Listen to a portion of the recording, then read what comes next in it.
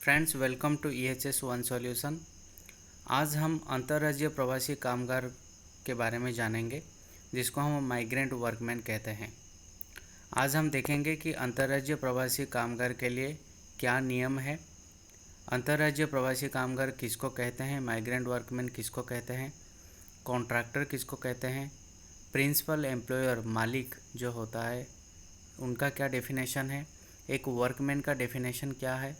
उसके साथ साथ हम देखेंगे कि एक कॉन्ट्रैक्टर का एक माइग्रेंट वर्कमैन के प्रति क्या रिस्पॉन्सिबिलिटी है, एक प्रिंसिपल एम्प्लॉयर होने के नाते, एक मालिक होने के नाते एक माइग्रेंट वर्कर के प्रति उनका क्या रिस्पॉन्सिबिलिटी है, और एक माइग्रेंट वर्कर का क्या रिस्पॉन्सिबिलिटी है। उसके साथ साथ एक माइग्रेंट वर्कमैन को हम क्या फैसिलिटीज़ देना चाहिए, उसके बारे में भी हम आज डिस्कशन करेंगे। दोस्तों, इसके लिए एक एक्ट है जिसको हम interstate migrant workman regulations of employment and conditions of service act 1979 के द्वारा, ये अधिनियम द्वारा ये विस्तृत जानकारी जो है दिया गया है कि एक अंतर्राज्यीय प्रवासी कामगार के लिए क्या क्या नियम होना चाहिए। So friends, let's start. पहले हम देखेंगे कि इंटरस्टेट माइग्रेंट वर्कमैन किसको कहते हैं।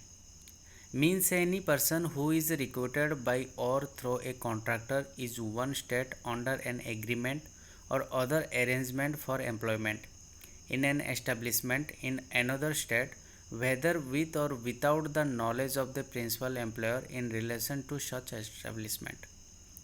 दोस्तों, कोई भी संगठन के लिए यदि एक राज्य का कोई भी आदमी दूसरे राज्यों का कोई भी एक आदमी को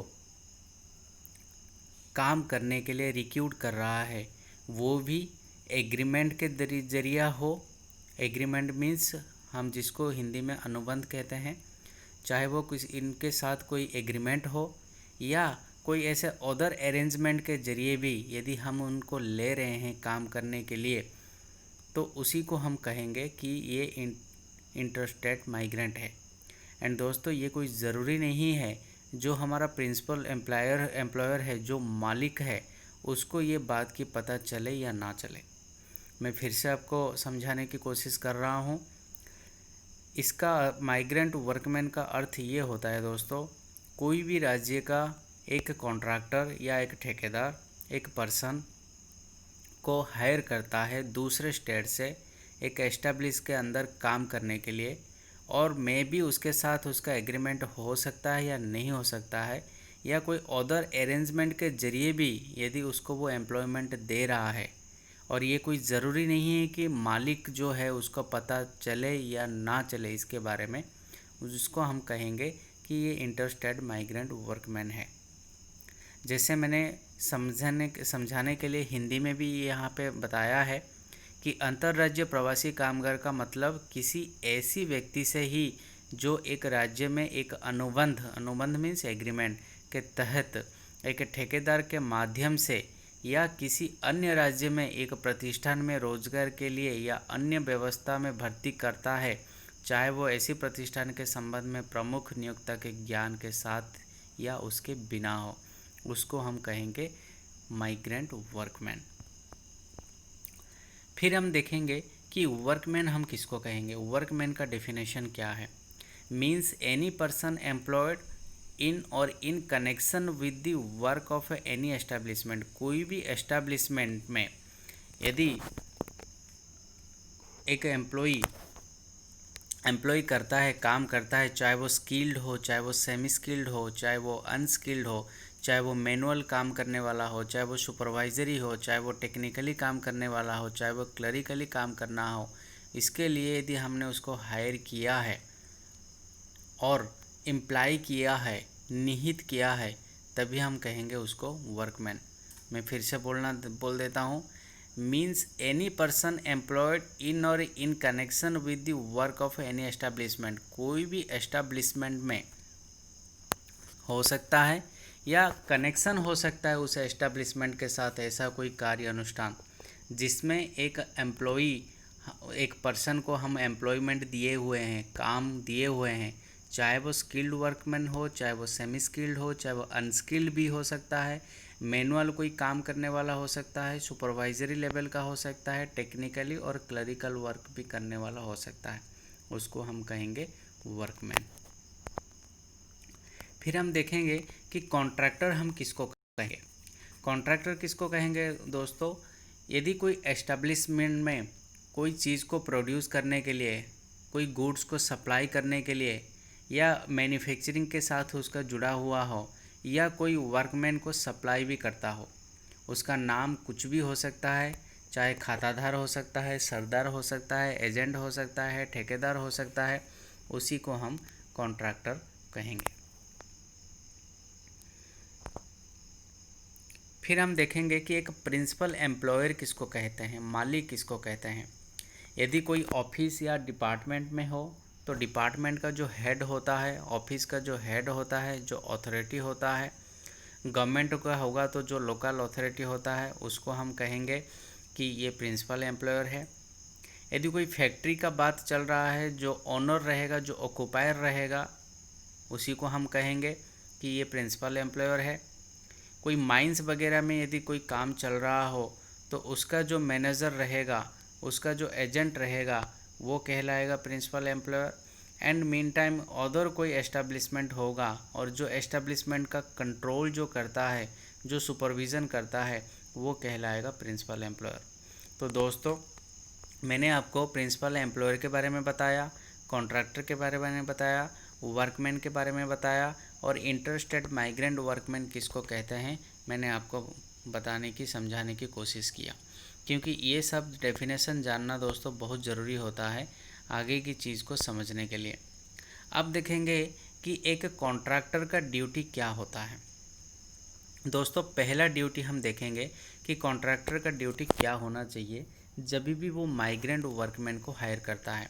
दोस्तों, जब भी एक कॉन्ट्रैक्टर माइग्रेंट वर्कमैन को एक स्टेट से दूसरे स्टेट के लिए हायर करना शुरू करता है, नियम कहता है कि 15 दिन के अंदर वो दोनों स्टेट को, जिस स्टेट से वो वर्कमैन को हायर कर रहा है और जिस स्टेट को वो भेज रहा है, दोनों स्टेट का जो अथॉरिटी है, उन्हीं अथॉरिटी को within 15 days from the date of recruitment, जिस दिन रिक्रूट किया है उसी दिन से 15 दिन के अंदर दोनों स्टेट के अधिकारियों को बताना अनिवार्य है। उसके साथ साथ यदि इसी फर्निस में, यदि ये जर्नी में कोई ऐसे चेंजेस आता है, जैसे फॉर एग्जांपल एक स्टेट से प्लानिंग था बट उसी स्टेट को नहीं गया, दूसरे स्टेट को वो लेके चला गया, तो उस सिलसिले में भी हम लोगों को नोटिफाई करना पड़ेगा बोथ स्टेट को, अथॉरिटी को। नेक्स्ट दोस्तों, कॉन्ट्रैक्टर का और क्या ड्यूटीज़ हैं। कॉन्ट्रैक्टर का ये एक ड्यूटीज़ है कि एक वर्कमैन का, पर्टिकुलर हर एक वर्कमैन का एक पासबुक बनाए, जिस पासबुक में उसका एक पासपोर्ट साइज़ फ़ोटोग्राफ भी अटैच हो, एंड जो भी उसमें लिखा गया हो, चाहे हिंदी में हो, इंग्लिश में हो, और सबसे प्रायोरिटी है वर्कमैन जिस भाषा में समझता है उसी भाषा में लिखा जाना चाहिए। क्या लिखा जाना चाहिए, तो उसमें दोस्तों टोटल 6 पॉइंट जो रहना बहुत इम्पोर्टेंट है। वो 6 पॉइंट क्या है हम लोग अभी जानेंगे। पहला पॉइंट ये है, the period of the employment, कब से कब तक हमने वर्कमैन को हायर किया है, उसको हम जानना बहुत ज़रूरी है। The processed rates and modes of payment badges, proposed rates, क्या रेट में हमने उसको हायर किया है, एंड मोड ऑफ पेमेंट क्या रहने वाला है, हम उसको कैश देने वाले हैं, हम उसको ट्रांसफ़र करने वाले हैं, किस तरह पेमेंट उनको रहेगा, वो भी मेंशन होना चाहिए उस पासबुक में। Point number 3, the displacement allowance, एक जगह से जब भी दूसरे जगह को हम उसको लेके आते हैं तो कॉन्ट्रैक्टर को डिस्प्लेसमेंट अलाउंस एक पेबल करना पड़ेगा। ये डिस्प्लेसमेंट पेबल अलाउंस क्या होता है दोस्तों, हम नेक्स्ट स्लाइड में पढ़ेंगे।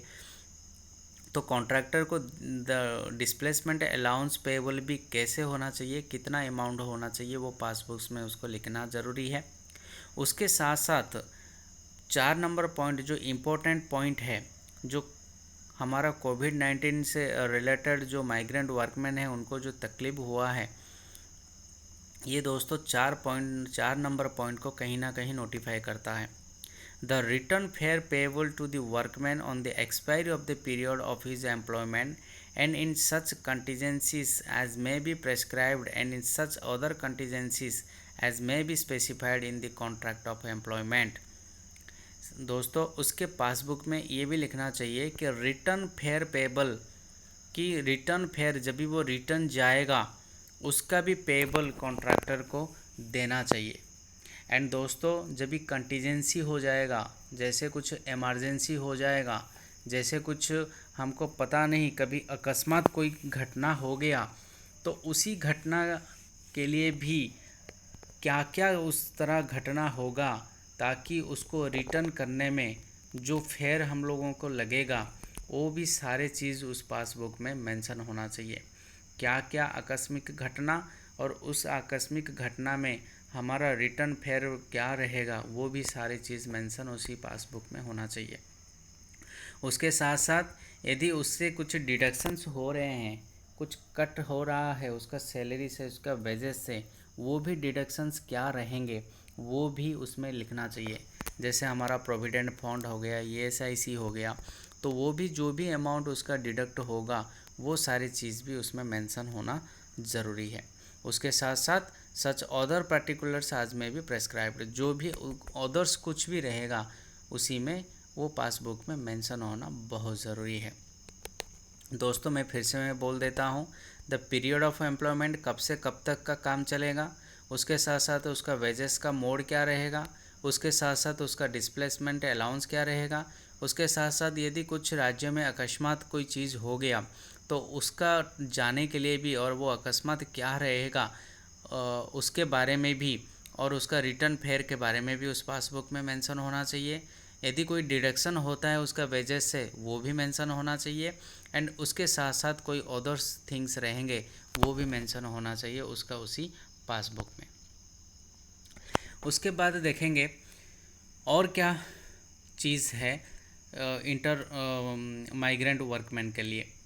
To furnish in respect of every interested migrant workman whose ceases to be employed return in such form and in such manner as may be prescribed to the specified authority in the state from which he is recruited and in the state in which he is employed, we shall include a declaration that all the wages and other dues payable to the workman and the fare for the return journey back to his state have been paid। उसके साथ साथ दोस्तों जैसे हमने migrant workman को छोड़ देते हैं, जैसे काम हमारा ख़त्म हो जाता है, जैसे हमारा कॉन्ट्रैक्ट ख़त्म होता है, अगेन हमको एक फॉर्म फिलअप करके उस फॉर्म को दोनों अथॉरिटी को जमा करना चाहिए, कॉन्ट्रैक्टर को। और इसमें ये होना चाहिए कि हमने जितना भी उसका पे था वो सारे जो ड्यूज़ थे वो सारे पेबल हो गया है और कॉन्ट्रैक्टर के वर्कमैन के साथ हमारा कॉन्ट्रैक्ट ख़त्म हो गया है करके इस तरह नोटिफिकेशन भी कॉन्ट्रैक्टर बोथ स्टेट का अथॉरिटी को देना ज़रूरी है। सेकंड में the contractor shall maintain the passbook reference में उसका पासबुक को रखना बहुत ज़रूरी है। कॉन्ट्रैक्टर को जब भी स्टेट इंटरस्टेट का अथॉरिटी डिमांड करे उसी हिसाब से उसको प्रेजेंट करना चाहिए। उसके साथ साथ हम देखेंगे दोस्तों कि डिस्प्लेसमेंट अलाउंस क्या होता है। जैसे मैंने आपको प्रीवियस स्लाइड में बताया था कि कॉन्ट्रैक्टर को डिस्प्लेसमेंट अलाउंस जो है वो वर्कमैन को देना चाहिए। ये क्या होता है? There shall be paid by the contractor to every interstate migrant workman, सारे इंटरस्टेट माइग्रेंट वर्कमैन को ये देना बहुत ज़रूरी है। At the time of recruitment, जब वो रिक्रूट करने लगता है, at displacement allowance equal to 50% of the monthly wages payable at him और 75 rupees which ever is higher. तो डिस्प्लेसमेंट अलाउंस कॉन्ट्रैक्टर को एवरी माइग्रेंट वर्कमैन को कब देना चाहिए? जब वो रिक्रूट करता है, जब वो लेके आने के लिए रेडी होता है तभी। और ये अमाउंट कितना होना चाहिए? ये amount equal to 50% of the monthly wages. उसका टोटल मंथली वेजेस मान लो कि 10,000 होगा तो उसका जो 50% है 5,000 रुपया उसको देना पड़ेगा आज a displacement allowance. And 75 rupees which ever is higher. तो डेफिनेटली दोस्तों उसका जो वेजेस रहेगा मंथली वेजेस उसका 50% ही हाइट होगा, उसका जो 50% ही हायर होगा तो हमको टोटल वेजेस का, मंथली वेजेस उसका जिसका जितना होगा उसका 50% हमको देना पड़ेगा एज ए डिस्प्लेसमेंट अलाउंस। उसके साथ साथ the amount paid to the workman as displacement allowance, जो हमने डिस्प्लेसमेंट अलाउंस दिया है, शल नॉट बी रिफंडेबल, ये कभी भी रिफंडेबल नहीं होता है, ये उसका अलाउंस है, वर्कमैन उसको रिफंड नहीं करेगा। उसके बाद दोस्तों हम देखेंगे कि एक जर्नी अलाउंस भी रहता है, वर्कमैन को एक जर्नी अलाउंस भी कॉन्ट्रैक्टर को देना रहता है। A journey allowance of a sum not less than the fare, fare जितना होता है आने के लिए, एक राज्य से दूसरे राज्य को जाने के लिए जो फेयर होता है उस अमाउंट से कम नहीं होना चाहिए जर्नी अलाउंस, और ये भी एवरी माइग्रेंट वर्कमैन को, कॉन्ट्रैक्टर को देना रहता है। और ये कब देना होता है? Both the for the outward and return journey, जैसे लेके आता है और लेके जाता है, ये दोनों टाइम में उसको जर्नी अलाउंस होना चाहिए। और ये जर्नी अलाउंस का अमाउंट दोस्तों कितना होना चाहिए? ये फेयर से जो आने जाने का हमारा भाड़ा रहता है उससे कम नहीं होना चाहिए। उसके साथ साथ हम देखेंगे कि liability of principal employer in certain cases, एक प्रिंसिपल एम्प्लॉयर जो ओनर रहता है उसका लायबिलिटी क्या रहता है? इसका लायबिलिटी ये रहता है दोस्तों, यदि कॉन्ट्रैक्टर फेल हो जाता है कोई भी क्लेम देने के लिए, जैसे वर्कमैन का वेजेस हो गया, इस तरह यदि कोई भी चीज़ फेल हो जाता है तो एम्प्लॉयर का लायबिलिटी रहता है कि एक प्रेस्क्राइब्ड टाइम के अंदर वो सारे वर्कमैन को वो पैसा दे, और नंबर 2 में कॉन्ट्रैक्टर का बिल से वो सारे पेमेंट कट करे। डिटेल्स लिखा गया है, deduction from any amount payable to the contractor under any contract or as a डेप्ट पेएबल बाय द कॉन्ट्रैक्टर। हम कॉन्ट्रैक्टर के बिल से जो भी कॉन्ट्रैक्टर का देय रहेगा कंपनी को, प्रिंसिपल एम्प्लॉयर को, वो कट कर सकता है। ये कब होगा? जब भी कॉन्ट्रैक्टर वर्कमैन को पैसा नहीं देगा और प्रिंसिपल एम्प्लॉयर का रिस्पॉन्सिबिलिटी ये तय होता है कि कॉन्ट्रैक्टर ने नहीं दिया इसीलिए वो वर्कमैन को दे रहा है, इसीलिए कॉन्ट्रैक्टर के बिल से या कॉन्ट्रैक्टर का जो ड्यूज़ रहेगा उससे प्रिंसिपल एम्प्लॉयर डिडक्ट कर सकता है। नेक्स्ट देखेंगे दोस्तों कुछ अदर फैसिलिटीज़ भी जो है जो हम माइग्रेंट वर्कमैन को देना चाहिए, वो अदर फैसिलिटीज़ क्या है आज हम देखेंगे। To ensure regular payment of wages of such workman, ये वर्कमैन को हमको रेगुलर पेमेंट हमको देना चाहिए दोस्तों, कभी भी बंद नहीं करना चाहिए जब तक वो हमारा एम्प्लॉयमेंट में एग्रीमेंट में है। टू एंश्योर इक्वल पे और equal work in respective of sex, इसमें हम ये नहीं बोल सकते कि मेल को ज़्यादा फीमेल को कम या फीमेल को ज़्यादा मेल को कम, जो भी मेल फीमेल है उनको इक्वल वेजेस इक्वल पे हमको देना पड़ेगा। उसके साथ साथ suitable conditions of work to such workman, हमको सूटेबल कंडीशंस भी हमको देना पड़ेगा, जैसे उनको लगे कि वो दूसरा डिफरेंट स्टेट में नहीं है उस तरह हमको सारे फैसिलिटी उनको देना पड़ेगा। To provide and maintain suitable residential accommodation, उनको सूटेबल रेसिडेंटल एकोमोडेशन भी हमको देना पड़ेगा during the period of employment. उसके साथ साथ to provide the prescribed medical facility, medical facility भी हम सारे वर्कमैन को देना पड़ेगा and it will be free of charge, कोई भी चार्ज उससे नहीं लिया जाएगा। To provide such protective clothing, जितना भी प्रोटेक्टिव क्लॉथिंग ज़रूरत पड़ेगा वो सारे प्रोटेक्टिव क्लॉथिंग पीपीज हमको देना पड़ेगा। इन कॉज ऑफ फेटल एक्सीडेंट या सीरियस बॉडी इंजरीज यदि हो सकता है तो हम दोनों स्टेट का अथॉरिटी को बताना पड़ेगा। दोनों स्टेट मतलब दोस्तों कि जिस स्टेट से हमने लेबर को लेके आए हैं और जिस स्टेट में वो लेबर काम कर रहे हैं, दोनों स्टेट को अथॉरिटी को हम वर्कमैन के फेटल एक्सीडेंट के बारे में या सीरियस बॉडी इंजरी के बारे में बताना चाहिए। उसके साथ साथ उनका जो रिलेटिव्स है, जो उनका रिलेशन है, उनको भी हमको इन्फॉर्म करना बहुत ज़रूरी है। उसके साथ साथ दोस्तों कुछ पास्ट लाइबिलिटीज़ भी है, जैसे माइग्रेंट वर्कमैन का, यदि माइग्रेंट वर्कमैन काम करने के टाइम में, एम्प्लॉयमेंट एग्रीमेंट के टाइम में यदि प्रिंसिपल एम्प्लॉयर से कुछ लोन लिया है या कॉन्ट्रैक्टर से कुछ लोन लिया है तो माइग्रेंट वर्कमैन का यह रिस्पॉन्सिबिलिटी बनता है कि एम्प्लॉयमेंट ख़त्म होने से पहले वो लोन या प्रिंसिपल एम्प्लॉयर को या कॉन्ट्रैक्टर से लिया हुआ को वापस कर दे। यदि दोस्तों कोई भी कारण से कोई भी बकाया रह गया हो और एम्प्लॉयमेंट उसका ख़त्म हो गया हो, तो एम्प्लॉयर हो चाहे मालिक हो या कॉन्ट्रैक्टर हो, कोई भी केस नहीं कर सकता। उसको एक्सटिंग्विश करना पड़ेगा, बुझाना पड़ेगा। उसके लिए कोई क्लेम बाद में हम लोग कोर्ट में प्रोसीड नहीं कर सकते। तो ये रहा दोस्तों एक माइग्रेंट वर्कमैन के लिए क्या क्या ज़रूरी चीज़ें। तो दोस्तों इस वीडियो में इतना ही है। तो माइग्रेंट वर्क के लिए हम लोग अभी जानें कि माइग्रेंट वर्क किसको कहते हैं, कॉन्ट्रैक्टर कौन कहता है, कॉन्ट्रैक्टर कौन है, वर्कमैन कौन है, प्रिंसिपल एम्प्लॉयर कौन है और क्या क्या अदर फैसिलिटीज़ हैं। आशा करता हूँ ये वीडियो आपको अच्छा लगा होगा। प्लीज़ शेयर कीजिए, सब्सक्राइब कीजिए ताकि दूसरों को भी पता चले। Thank you.